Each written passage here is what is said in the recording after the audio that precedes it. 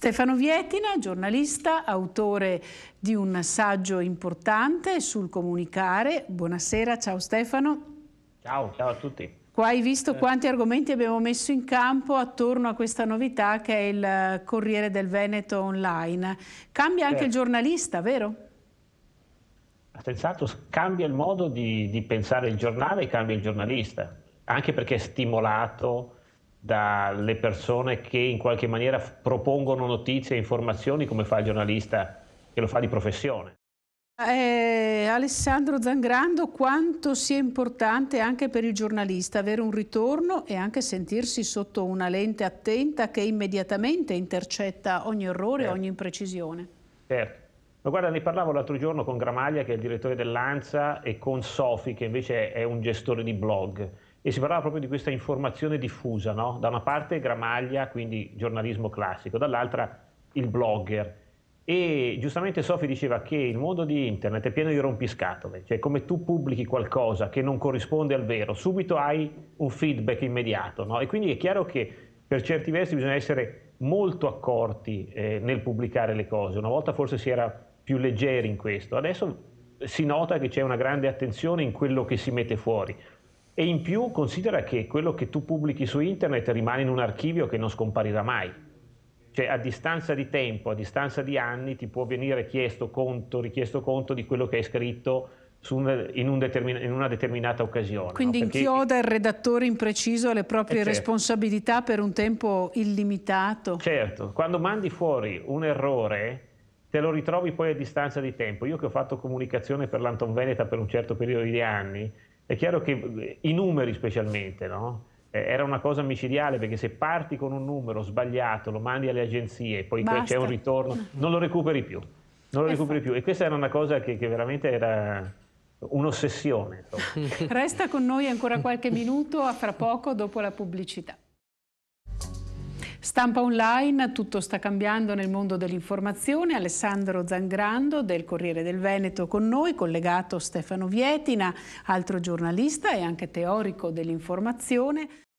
Ti stupisce, Stefano Vietina, questa classifica delle notizie più lette, il fatto che lo stravagante, il personale, il curioso, comandi questa classifica?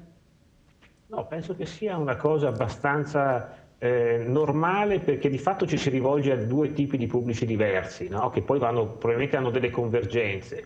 È interessante vedere come gli stessi quotidiani, e proprio all'interno del mio libro c'è un capitolo scritto da due colleghi del Corriere della Sera, Daniele Manca e Nicola Saldutti, che parlano dei nuovi percorsi narrativi di un quotidiano ai tempi di internet. Cioè il quotidiano ha dovuto ripensarsi, riscriversi, perché ovviamente prima dava le notizie, adesso le notizie deve rincorrerle.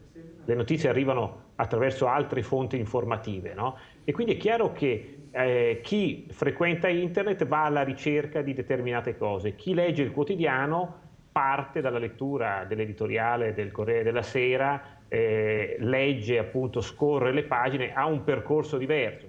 Nascono anche registri diversi, è chiaro che cambia il modo di scrivere. Zangrando dice: se l'articolo è più lungo della schermata, che non so quante righe sono una schermata? Una schermata saranno, secondo me, indicativamente 25-30 righe. 25 righe, quindi se sono più di 25 righe diventa quasi illeggibile per la più parte dei lettori.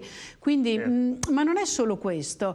No, senz'altro è un modo di scrivere diverso. Io, fra le altre cose, ho ad interim anche la gestione del sito web dell'università. Sì. E gestendo il sito web cerco di renderlo vivace, ovviamente cambiando le informazioni che ci sono su tutte le cose che facciamo all'interno dell'università, ma anche facendo notizie molto brevi e utilizzando gli allegati, no? Utilizzando per gli approfondimenti pagine in PDF, video, utilizzando MP3, cioè tutte quelle caratteristiche, quei supporti multimediali che ovviamente consentono di attrarre l'attenzione di chi è abituato a smanettare torniamo alle definizioni classiche, che anche il mezzo tecnologico, lo è stato la TV, adesso lo è il computer, diventa veramente un'estensione sensoriale del lettore.